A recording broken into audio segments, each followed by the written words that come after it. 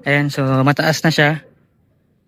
Nadagdagan siya ng 1. So dati kasi 3x2 by 2. 2 yung tangkad niya. Ngayon 3 na yung tangkad niya, mga dre. Good morning sa inyong bagong pwesto at bagong upgrade na loft. What's up mga kalapatids, ngayong araw ay papalakihin natin mini loft ko, masikip daw aray. Ito na nga at gagawin ko na matagal niyong hiling. Tataasan natin ang isang sukat para tumaas ang waling. Sa video na ito ay ayusin ko din ang elera ng mga V-parche. Tapos yung bubong gagawing low profile. Ayos pa yun mga pre. Master Trekilo, simpleng fanshare lang. Master Trekilo, Master Trekilo, simpleng kalapatista. Master Trekilo, Tipler at off-color, yan ang aking pang-insta. Ayaw ko bumatang sa karera, relax lang sa beat. Enjoy ang salipan, yun ang tunay na win.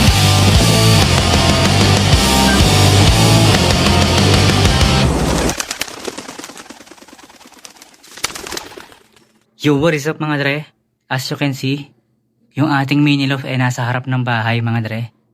That is because meron tayong gagawing workshop sa kanya. So nakikita nyo yung nakikita nyo yung mga brace. Sobrang haba. Tara, labas tayo. Ito yung gagamitin natin. Ayan. Ito. Tapos ito. So, dadagdagan natin. Luluwagan natin yung ating loft mga dre.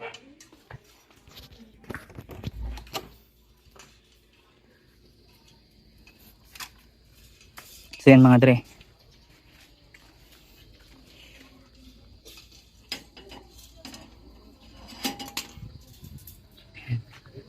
So, ang kinagandahan ng ganitong loft na gawa sa ganitong panel is pwede mo siyang i-modified. Hindi siya naka-fix. Not unless i-fix mo siya. Ayan. Ayan o. Hindi siya naka-fix. Ano siya? Assemblable. Assemblable ba tawag na term doon? Tapos, itong mga sobrang bakal na to lalagariin ko. Ayan. Para maayos na. Pero for this one, ang gagawin ko kasing style is pataas siya. Tataasan ko siya. Mga dre. Hindi siya palapad kasi hindi na enough Hindi na enough yung bracket ko para laparan siya. At saka pag nilaparan mo yan, magdadagdag ka na naman ng floor matting mga dre. Ayun yung kulay green. So kailangan meron ka pa niyan. So ayan. Tapos itong bubong, ayusin ko to. Ayan. So i-workshop natin yan. So ang kailangan lang natin ay ito, lagaring bakal. Tapos iyan nga. Tapos screwdriver at saka ito yung sikreto sa lahat. Ito. Sikreto. Let's go. Let's go. Magkobra tayo. So bago natin simulan, ito guys, bago nyo pa sabihin mali yung ginagawa ko, kahit na si ex makina mismo yung nagsabi, ayan inabutan ko, sayang nga lang hindi ko na videohan. Pero itong dalawa, sinusubuan pa rin nila yung YB na nilagay ko. Ayun Alright. Kasi to, isa na lang yung sinusubuan nila. So makakapag-focus yan. Yan. Makakapag-focus yan. Yan dalawang yan. Sa pagsusubo. Tapos dun sa ating freebies video, ito sinusubuan ko na ng breeder mix ng totoong pagkain ng ibon. Ayan. So official, hiwalay na yan. Ako na lang magsusubo dyan. Tsaka may hand feed. Yeah. Simulan na natin to.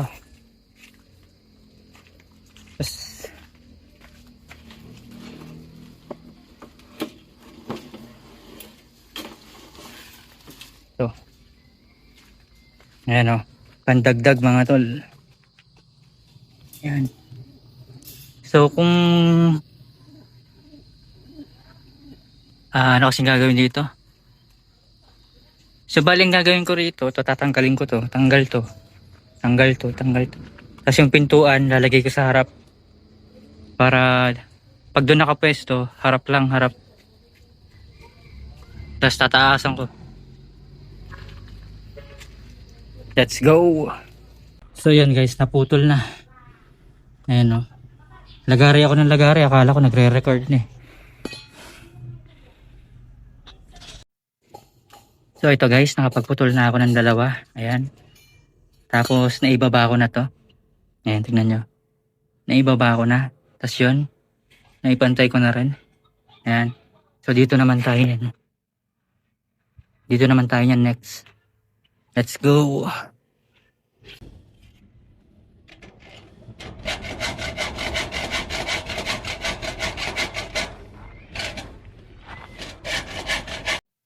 Okay na to guys, ayan. Naipwesto ko na tong mga bakal sa baba. So gagawin ko nito is ibababa ko to. Tapos lalagyan na natin siya sa ibabaw. Extension, so tatangkad siya. Pero yung flooring niya bumaba. Pero yung kalahatan ng loft is humaba or tumangkad. Tapos baka hindi na natin magamit to. Pero tingnan pa rin natin kung ano yung kalalabasan. Yan. Tapos itong pintuan dito. Yung mga pintuan dito. Papalitan ko na siya ng iba. Yan.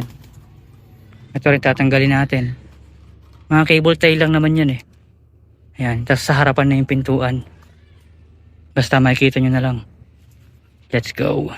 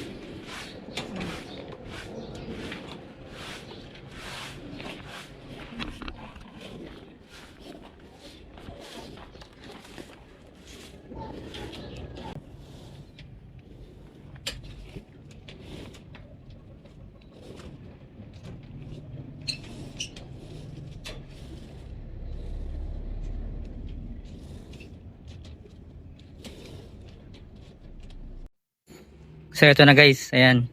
So may space na siya. May space na siya sa ibabaw. Oh. Ayan o. Okay na yung space niya sa ibabaw. Tapos mababa na siya. Pwede na natin siyang lagyan. Pwede natin siyang lagyan sa ibabaw para tatangkad pa. Tatangkad pa. So bali ang magdadala nito is yung mga perch, yung mga bee perch. Ayan. Para lumuwag sila. Mga dre. Ayan. Tapos itong bubong, baka mapakinabangan ko pa rin. Pero ang gusto ko kasing mangyari dito is... Pero sige, wag muna natin galawin yung bubong. Okay na muna yan dyan. Ayan o, may space na tayo dito. Alright, ayan. Tapos yung bee perch, maglilipat tayo ng pwesto ng bee perch. Ayan. Let's go. So ito na, oras na para ilagay na natin to. Let's go. Yan.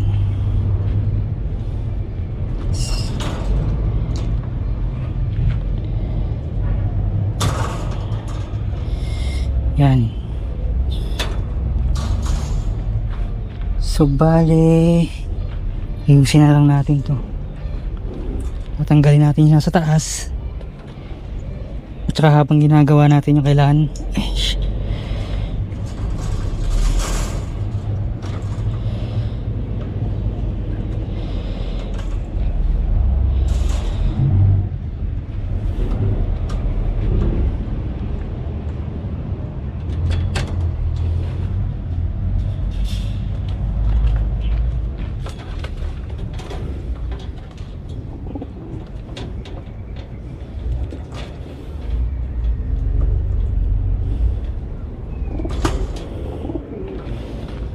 Bilisan natin. Baka makatakas sila.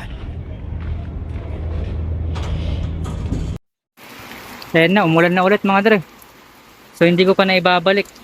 Hindi ko pa na ibabalik yung ano. Pero okay na yan, goods na yan. Tapos alas 4 na, mag-aalas 5 na pala. 4:49. Goods na to, okay na to. Tapos na, ibabalik na lang. Tapos ang next project natin, next nating aayusin, most requested din to. Eto na, yung breeder cage. Ayan. Most requested yan, aayusin natin yan. Huwag kayong mag-alala. Aayusin ko yung breeder cage ko at salamat sa mga suggestion nyo, kayo nyong lahat.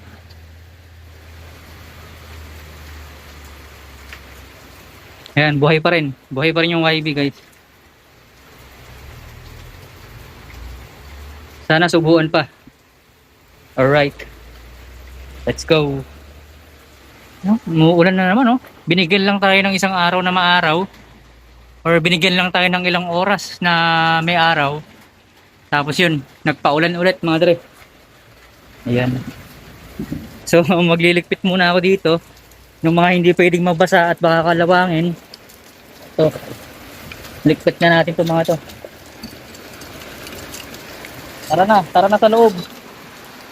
Ayan na, ang lakas ng ulan. So ayan na sila guys, pinapakain ko na. Ayan o. Tamang kain na sila dun o. Ayan. Pero maya konti, ilipat na natin sila, ibalik na natin sila sa pwestuhan nila dun. Ayan o. Tamang kain sila o. Alright.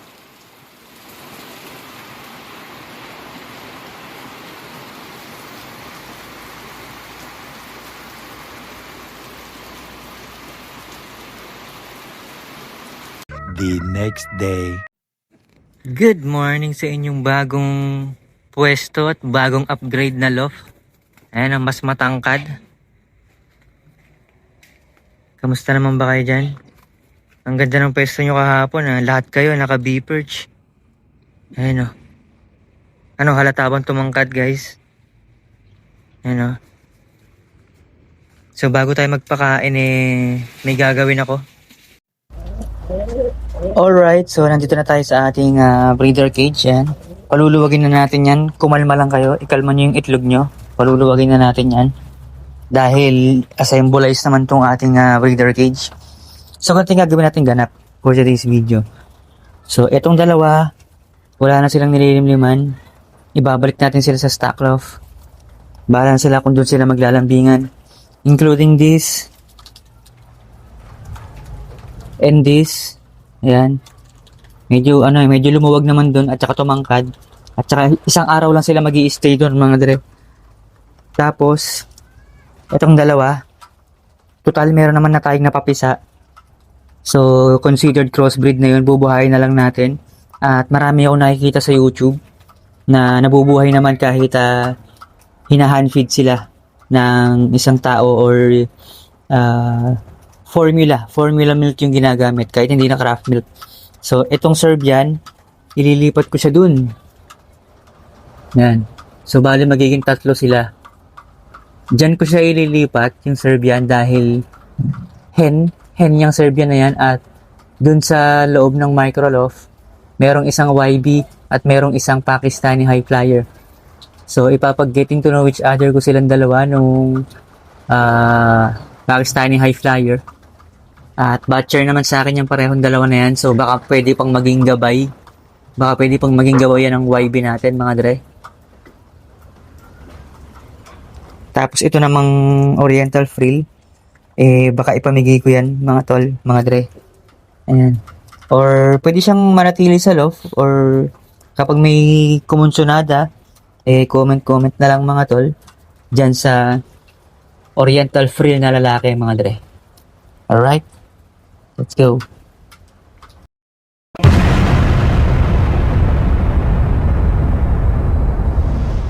Basta pagkilot, sinundan sa lang na mapatingin. Ipinatap ka na yun ang aking bed. Hindi sakit sa kahit, relax lang sa pain. Sa bawat ibon, yun ang tunay na win. Sumasikip at simula, hawak kong linyada, pumapalag din ng maluf at maganda pa yung kulay. Rate of color sa matay, obra sa bawat fact ng pagpa-stress may nawawala. Oo, nag-race din, pero hindi todo. Enjoy lang sa laro, hindi kailangan magpaka-pro. Mas mahalaga sa akin, alaga at connection. Sa bawat ibon ko hanggang ko'y passion. Mas attract you love, simple fans lang, kapapari ang trip. Rate of color, yun ang aking pick. Hindi sagat sa karera, relax na sa beat. Sa bawat ibon saya, yun ang tunay na win. Oo, nabis lapit kayo, may tips akong dala sa pag-aalaga ng ibon. Tiyaga ang puhunan muna, huwag padalos-dalos. Kilalanin ng lahi, disiplina at malasakit, yun ang tunay na ari. At ang tuwing weekend doon ako makikita nagbabahagi ng lugar saan pwede kang bumili pa. Hindi lang basta hobby, kultura na rin ito. Kalapati sa tuko, sa puso ang totoo. Mas attract you love, single fans lang, kapapari ang trip. Rate of color, yun ang aking pick. Hindi sagat sa karera, relax na sa beat. Sa bawat ibon saya, yun ang tunay na win. Nagpupunta ako sa magagandang lugar para magalipat ng kalapati sa magandang view. Tunagalo sa love ng ibang mga fans para matuto ng mga kaalaman sa kalapati. Basta ayokong gayahin masyado yung pagkaalik ng iba sa karera ng kalapati. Kahit saan ka mapunta, huwag mong kalimutan. Pagmamahal sa ibon, yan ang pundasyon ng bayan. Dibleman o racer, off color na maganda. Basta alaga at respeto, sigurado'y panalo ka. Si Master Trekkie, kakaiba sa iba, hindi kaya-gaya. Master Trekkie love, simple fans lang, kapapari ang trip. Rate of color, yun ang aking pick. Rate of color, yun ang aking pick. Sagat sa karera, relax na sa beat. Sa bawat ibon saya, yun ang tunay na win. Mas attract you love, simple fans lang, kalapati ang trip. Rate of color, yun ang aking pick. Yun ang aking pick. Hindi sagat sa karera, relax na sa beat. Sa bawat ibon saya, yun ang tunay na win.